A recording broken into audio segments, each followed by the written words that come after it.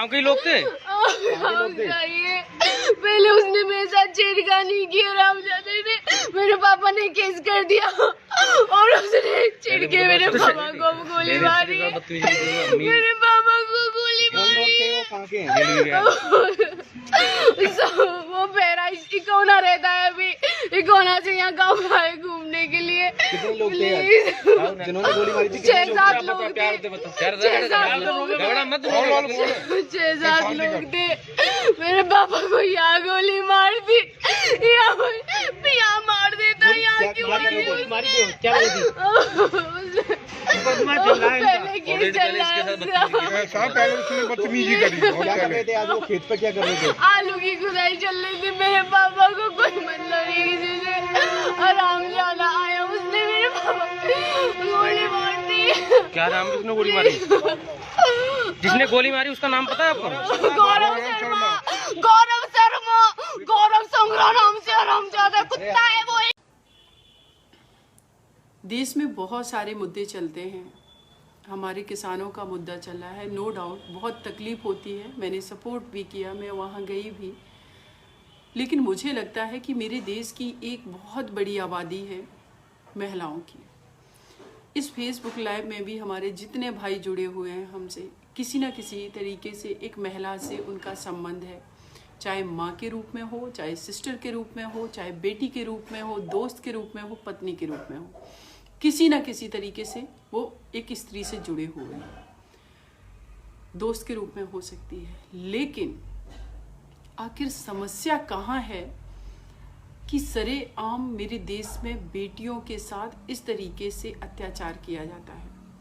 ये वही हाथरस है जहाँ पर सितंबर 2020 में एक बेटी के साथ रेप किया गया, उसका मर्डर कर दिया गया और अभी भी वो केस चल रहा है ट्रायल में। उम्मीद करती हूँ कि मैं पूरी कोशिश में हूँ कि दिल्ली ट्रांसफ़र में जल्दी से करवा लूँ, क्योंकि मेरी भी अपनी सिक्योरिटी का इशू है। हाथरस में गई, हमें भी धमकियाँ मिली। हाथरस भी अटेंड करती हूँ केस को, लखनऊ में भी अटेंड करती हूँ। बीच में मैं कहूँगी कश्मीरा साहा चतुर्वेदी जी जुड़ गई हूँ, तो या वेलकम है आपका। आपके पोस्ट देख करके मुझे अच्छा लगता है, आप अच्छा लिखती हैं। तो मैं अपनी बात कंटिन्यू कर रही हूँ कि लखनऊ में अटेंड करती हूँ, सुप्रीम कोर्ट में भी मैं देखती हूँ। ट्रांसफ़र पिटीशन लगाई हुई है मैंने हाथरस केस की कि जल्दी ही, उम्मीद करती हूँ अगले सप्ताह में ट्रांसफ़र हो जाएगा। लेकिन कितने केसों को रूरल एरिया से मैं दिल्ली ट्रांसफ़र करा के लाऊंगी। एक केस आ जाएगा जो सितंबर में पूरे देश ने देखा, उस बेटी के साथ क्राइम हुआ, लेकिन आज फिर दिन दहाड़े सरेआम उस बेटी के पिता को गोली मार दी गई। एक धारा है 354 आईपीसी, मतलब हमारा जो पीनल कोड है, जो भारतीय दंड संहिता है, जिसके अंतर्गत प्रावधान है कि कोई किसी लड़की के साथ छेड़खानी करता है तो धारा 354 में एफआईआर दर्ज की जाएगी। तो ये जो बेटी थी, इसके साथ भी इन लोगों ने, गौरव शर्मा नाम का व्यक्ति जो इसने छेड़खानी की और इसके साथी जो थे उन लोगों ने, तो इस बेटी के पिता ने एफआईआर दर्ज कराई 2018 में। जब एफआईआर दर्ज हुई, उसको अरेस्ट किया गया। वो 10-15 दिन जेल में चला रहा और ट्रायल अभी चल रहा है। उसके बाद जब वो 10-15 दिन जेल से छूट करके आया तो उसने निरंतर धमकाना शुरू कर दिया कि मुकदमा वापस लो। क्योंकि हमारा युवा ये क्यों नहीं सोच पा रहा है कि किसी व्यक्ति से अगर वो किसी को पसंद करता है तो क्या आप किसी को पसंद करेंगे तो जोर जबरदस्ती से उसको अपनी ज़िंदगी में लाएंगे? ये आपके अंदर ये भावना आई कैसे है? सोचो, अगर उसी जगह पर आप हो और आपको कोई पसंद करता हो और आपसे जबरदस्ती कहे, आप उसको पसंद ना करते हो कि तुम हमसे शादी करो, हमसे दोस्ती करो, आप कैसा महसूस करेंगे? सेम बेटियों को भी वही अधिकार है। बेटियां आपकी बापौती नहीं है, बेटियां आपकी जागीर नहीं है कि आपने जिस बेटी को पसंद किया उसको आप हासिल करके रहोगे। हम 21वीं सदी में बैठे हुए हैं। यहाँ पर आपके घर की एक महिला, एक माँ का भी अधिकार है अपनी बात रखने का, अपने तरीके से रहने का। आपकी पत्नी, आपकी बहन, आपकी सिस्टर, आपकी दोस्त, हर किसी का वही अधिकार है। और आपके ये तो घर की स्त्रियां हुई, लेकिन जो स्त्रियां आपके संबंध में नहीं है, पत्नी, भाभी, बहन, इन सब के रूप में नहीं है, वो एक इंडिविजुअल किसी और के घर की स्त्री है, अगर बेटी है, तो उसका भी अधिकार है पूरा कि अगर वो आपको पसंद नहीं करती है तो उसको मना करने का अधिकार है। और वही जब बेटियां करती हैं और आप छेड़खानी करते हो तो आपके ऊपर मुकदमा दर्ज होते हैं, तो उसके फादर को जाकर के मार देते हो। आप सोचिए कि आपने उस बेटी को नहीं हासिल कर सकी, क्योंकि आपको हासिल करना था, उसको आप एक प्रॉपर्टी समझते हैं। लेकिन ये भी आज देखिए कि जो गौरव शर्मा नाम के या जितने भी लड़के हैं आजीवन जेल में रहेंगे, पूरी आपकी जिंदगी स्पॉइल होगी। और अगर आप जोश में आकर के ऐसे स्टेप उठाते हैं, कदम उठाते हैं, तो इसके लिए भी तैयार रहिए कि पूरी लाइफ आपको अपने जेल में बितानी पड़ेगी। क्या हासिल होगा आपको? आपने एक घर के इस बेटी के उसके फादर का साया छीन लिया। तो अगर पूरे इसके 354 जो कि 2018 में उस बेटी के फादर ने केस किया था इन लोगों के ऊपर, तो इनका ईगो हर्ट कर रहा था। आपका किसी व्यक्ति के अधिकार अगर वो यूज कर रहा है कि उसको पूरा मना करने का अधिकार है कि हम आपको पसंद नहीं करते, फिर आप छेड़ते हैं, तो आप जबरदस्ती करके इस तरीके का क्राइम कर देते हैं। दूसरी मैं बात कहूंगी कि मैंने बहुत सारे केस देखे निकिता तोमर के साथ भी, फरीदाबाद का, वो भी 4 महीने पहले का मैटर है। उस बेटी को भी दिन दहाड़े गोली मार दी गई। आप लोगों को बताऊं, निकिता के फादर से मेरी बात होती है। पहले उस केस को मैंने बातचीत की उनके ब्रदर से, तो उनके मामा उस केस को हैंडल कर रहे थे।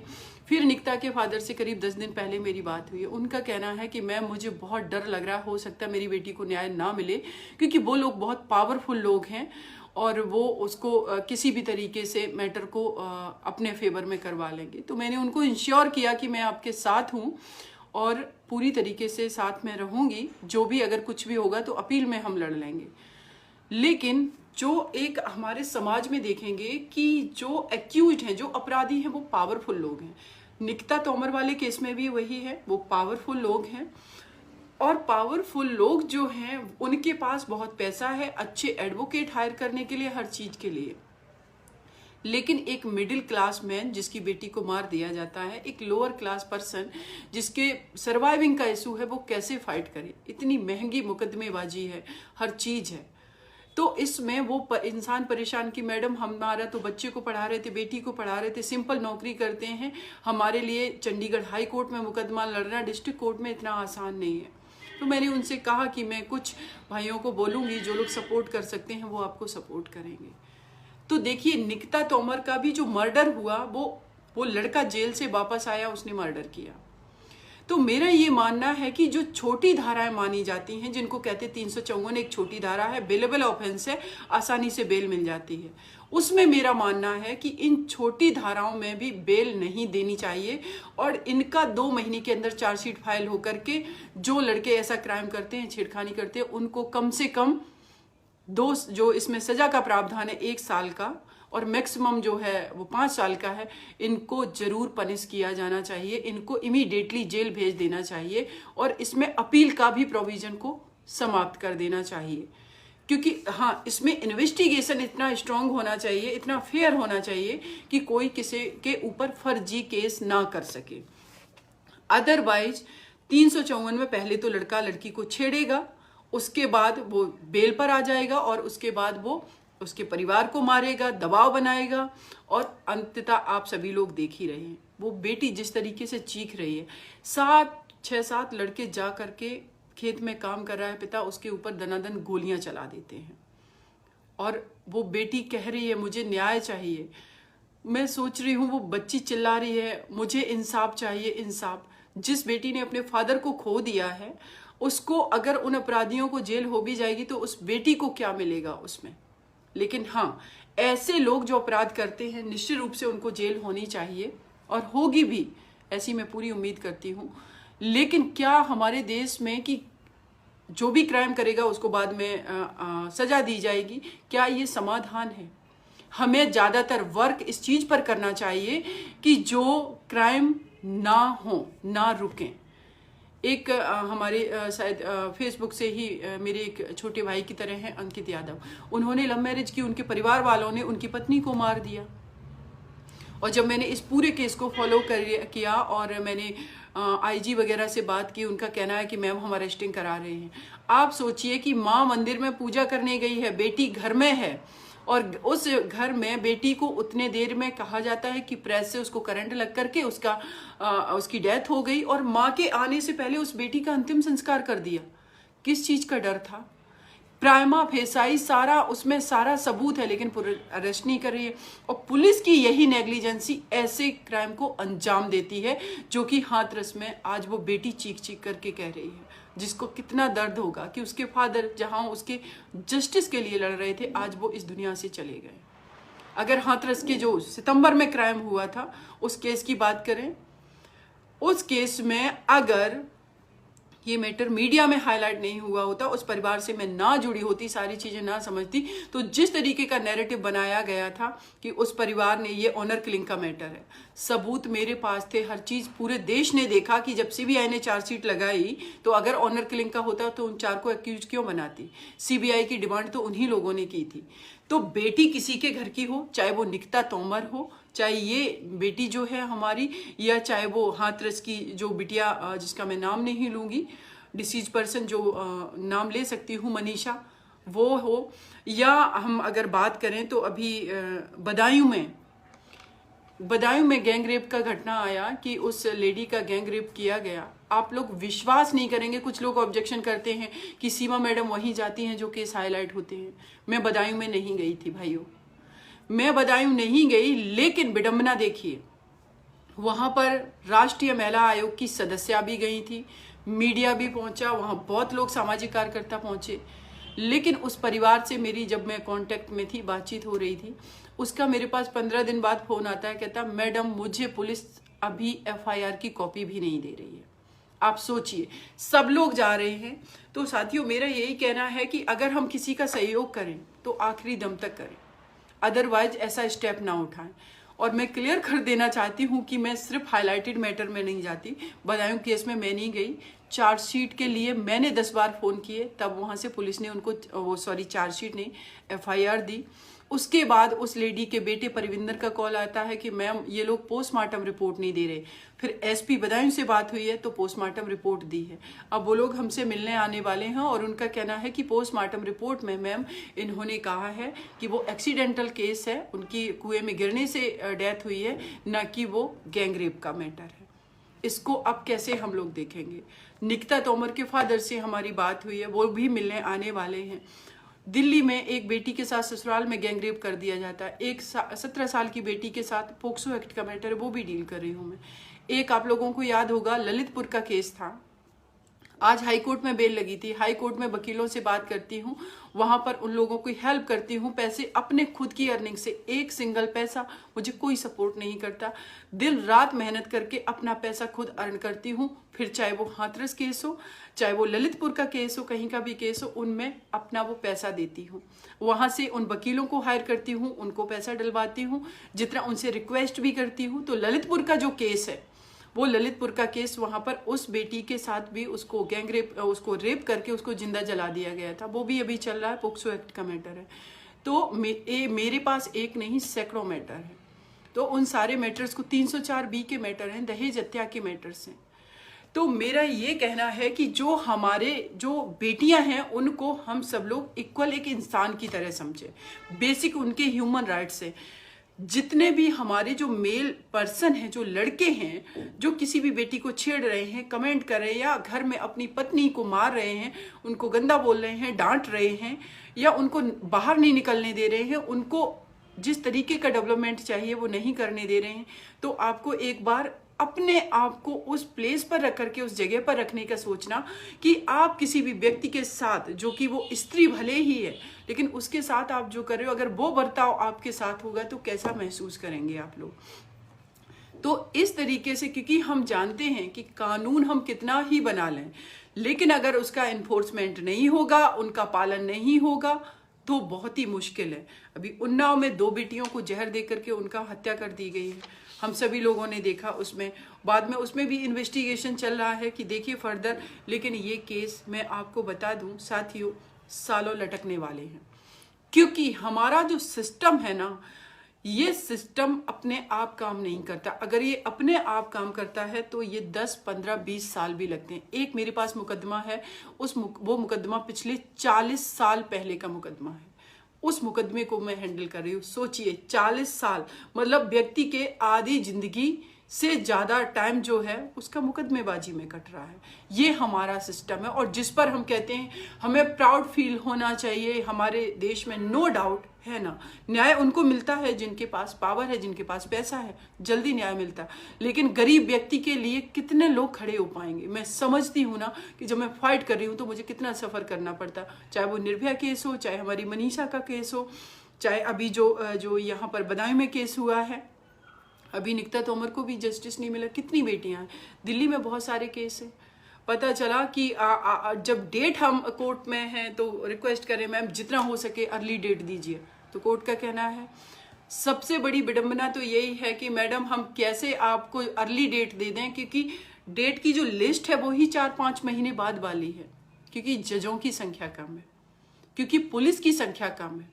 और जो पुलिस की संख्या कम है, जजों की संख्या कम है, लेकिन उसमें भी जो पुलिस सिस्टम है हमारा, वो या तो कास्ट के एंगल से काम कर रहा है, या वो करप्शन कर रहा है, या वो इन्फ्लुएंस होकर के पैट्रियोटिक माइंडसेट से बैठा हुआ है कि कोई स्त्री है, अगर इसने FIR कराई तो इसकी ही गलती होगी।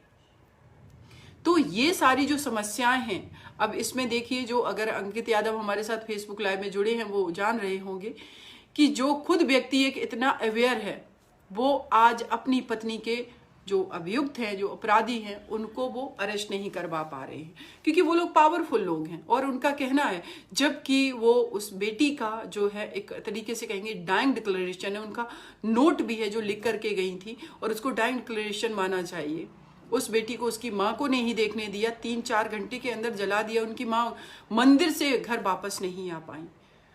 एक सुगाली प्रीति जो कि हैदराबाद का मैटर है मेरे पास, उनकी माँ अगर जुड़ी हैं मेरे साथ या बाद में वो देखेंगी तो क्षमा चाहती हूँ, क्योंकि मेरे पास इतना ओवरबर्डन है कि मैं सारे केसेस को उतना टाइम नहीं दे पाती हूँ। लेकिन हाँ, इंश्योर ये करती हूँ कि जिसके भी केस हैं उसको मैं ज़रूर हेल्प करती हूँ अपने लेवल से। उस बेटी का 2018 में मर्डर कर दिया गया, गैंगरेप करके पुष्टि भी हो गई, FSL रिपोर्ट है। 8-10 दिन के अंदर अपराधी छूट गए, क्योंकि वो पॉलिटिकल एम्पावर्ड, काफ़ी पावरफुल लोग थे। तो ये हमारा जस्टिस सिस्टम है कहाँ? इसका मतलब है जस्टिस को खरीदा जा सकता है, जस्टिस को बेचा जा सकता है। पुलिस हमारी जो है सिस्टम जो है वो कोशिश करता है कि जब भी कोई क्राइम होता है, अगर वो मीडिया में आ जाता है, मीडिया में अगर चीज़ें हाईलाइट होती हैं तो सबसे पहले उंगली उठती है पुलिस पर कि पुलिस प्रशासन क्या कर रहा था। लेकिन पुलिस के साथ साथ मैं कहूँगी कि जो लोग क्राइम कर रहे हैं उनके माइंडसेट ऐसे क्यों हैं, उस पर हमारी सरकार ने अभी तक क्या किया है। देश के अंदर आपको लगा कि देश में जगह जगह गंदगी है, स्वच्छ भारत अभियान चलाया और बहुत सारी चीज़ों में इम्प्रूवमेंट हुआ है। देश की 49% आबादी को कहीं पर भी गोली मार दी जा रही है, कहीं पर रेप कर दिया जाता है, किसी बेटी को फांसी के फंदे पे लटका दिया जाता है, किसी को उसका हस्बैंड पीट रहा है, कहीं पर अगर बात करें तो पब्लिक प्लेस पर जो भी उसका ऑफिस वगैरह है वहाँ पर उनके साथ क्राइम किया जा रहा है, हरासमेंट किया जा रहा है। ट्रांसपोर्ट के साधन है, एक बेटी ट्रेन में सुरक्षित नहीं है, एक बेटी बस में सुरक्षित नहीं है। तो जब हर जगह बेटी असुरक्षित है, तो फिर अभी तक किसी भी गवर्नमेंट ने कोई एक पायलट प्रोग्राम क्यों नहीं चलाया कि देश की बेटियों की सुरक्षा हमारी प्रायोरिटी है, देश की बेटियां हमारी जिम्मेदारी है, चाहे वो हमारे घर की बेटी हो या किसी और के घर की हो। जब तक ये इस लेवल पे हम लोग काम नहीं करेंगे तब तक ये संभव नहीं है। कोरोना आया, पूरे विश्व में पता चला हमारे देश में भी जो है कॉलर ट्यून बना दी गई। आप किसी को फ़ोन मिलाइए तो एक वो बेल पहले, उससे पहले अनाउंसमेंट एक होता है, अभी मास्क को विधिवत पहने, हाथ अच्छे से धुलें, सैनिटाइज करें, सोशल डिस्टेंसिंग बनाए रखें। ये कॉलर ट्यून हमारे देश की बेटियों के लिए क्यों नहीं हो सकती है कि आपकी बेटी हमारे घर की बेटी, उनकी सुरक्षा हमारी जिम्मेदारी है और इस जिम्मेदारी को हम सुनिश्चित करेंगे, चाहे वो किसी भी तरीके से, क्योंकि हमें अपनी देश की 49% आबादी को सुरक्षित करना है। इसमें आपको प्रॉब्लम होगी, क्यों? तो जब तक ये सारी चीज़ें इस लेवल पे हम काम नहीं करेंगे, मेरी गवर्नमेंट काम नहीं करेगी, हम लोग मिलकर के काम नहीं करेंगे, हम अपने परिवार की बेटियों को स्ट्रॉन्ग नहीं करेंगे और अपने बेटों को नहीं समझाएंगे कि जो भी बच्चा घर से निकल रहा है उससे इंश्योर करो कि प्रॉमिस करवाए उसके मदर, फादर, उसके ब्रदर, हर कोई कि बाहर आप मस्ती करोगे हर चीज़, लेकिन अपनी मस्ती के एंजॉयमेंट के लिए किसी बेटी को टारगेट करके उसके आगे बाइक नहीं लगाओगे, उस पर छींटा कसी नहीं करोगे, उसके साथ बलात्कार जैसा जघन्य अपराध नहीं करोगे। बेटे हमारे रोड पर ड्रिंक करके घूम रहे हैं और देखते हैं कोई लड़की आई तो उसको कहते हैं देखो ये टारगेट है हमारा। क्या हमारे देश का युवा ऐसा है? क्या हमारे देश के यूथ ऐसे होने चाहिए जो 4-5 लड़के मिल करके जाकर के गली रोड पर उसमें खेत में उस बेटी के फादर को मार दे रहे हैं? ये कैसे? और फिर हम किसको रिस्पॉन्सिबल मानेंगे इन सारी चीज़ों को? तो मेरी यही उम्मीद है, जितने लोग हमसे जुड़े हैं, हमारे इस पोस्ट को अगर ठीक लगा हो शेयर करें इसको। और दूसरी मैं उम्मीद करूंगी कि शेयर करने के साथ साथ एटलीस्ट जितने लोग हमसे जुड़े हुए हैं अपने घर से ही शुरुआत क्यों ना करें, लेकिन प्लीज शुरुआत कीजिए। आप जिस जगह पर जुड़े हो, कोई ऑफिस में वर्क करता है, कोई विद्यालय में कहीं पर भी काम करता है, आप रास्ते में जा रहे, हर जगह अवेयर रहिए, अलर्ट रहिए। अगर किसी बेटी के साथ क्राइम हो रहा तो आप जिम्मेदार उठाइए, आप स्ट्रांग बन के आगे आइए। तो उसके बावजूद भी अगर क्राइम होते हैं तो फिर वो पुलिस का वहाँ रोल आ जाता है कि पुलिस उसको रोकेगी और उसका पनिशमेंट भी उसको दिया जाएगा। लेकिन हम कितना क्राइम को रोक सकते हैं ये हमारी जिम्मेदारी है। हम कितना लोगों को समझा सकते हैं, कितना अवेयर कर सकते हैं, ये हमारी हम सबकी रिस्पॉन्सिबिलिटी है। क्योंकि 49% देश की आबादी अगर सुरक्षित नहीं है, ये मेरा देश कभी भी तरक्की नहीं उतना कर सकता। ना ये जो विश्व गुरु की कल्पना कर रहे हैं, विश्व गुरु तो छोड़िए, बहुत बड़ी बात है, हम अपने परिवार को भी एक समृद्ध परिवार नहीं बना सकते जिस परिवार में बेटी का सम्मान नहीं, बेटी की इज्जत नहीं, पत्नी और बहू की इज्जत नहीं, उसको इक्वल आज़ादी नहीं, फ्रीडम नहीं, उसके बेसिक ह्यूमन राइट्स का अगर वायोलेशन है तो वो परिवार कहीं ना कहीं आगे नहीं जा सकता है। और परिवार से मिलकर समाज बनता है, समाज से मेरा देश। तो मेरी आप सभी लोगों से यही विनती है कि जितना हो सके आप खुद आगे आकर के स्टेप उठाइए। जरूरी नहीं, अपने जीवन में अगर एक बेटी को भी सुरक्षित कर लिया तो समझ लीजिए कि इस 135 करोड़ आबादी में हमने एक तो क्राइम नहीं होने दिया। तो अगर हर व्यक्ति ऐसा सोचेगा तो क्रिमिनल कैसे क्राइम करेंगे? ऐसे माइंडसेट के लोग तो खत्म हो जाएंगे ना। तो ये शुरुआत हर व्यक्ति को करनी है। जय बुद्धं शरणं गच्छामि। अंबेडकर नेशन चैनल आर्थिक समस्या से गुजर रहा है। अगर आप बहुजन समाज में बाबा साहेब अंबेडकर और तथागत बुद्ध की विचारधारा को अधिक से अधिक लोगों तक पहुंचाना चाहते हैं तो हमें आर्थिक सहयोग प्रदान करें, ताकि हम अपने चैनल के माध्यम से देश विदेश में समता, बंधुता, एकता और संवैधानिक अधिकारों को ज्यादा से ज्यादा लोगों तक पहुंचा सकें। आप अपनी सहायता राशि नीचे लिखे खाते में जमा करा सकते हैं। खाता धारक गौतम रत्ना, खाता संख्या 316957686551, IFSC कोड SBIN 0060336, बैंक भारतीय स्टेट बैंक। आप हमारे बैंक खाते का विवरण स्क्रीन पर भी देख सकते हैं।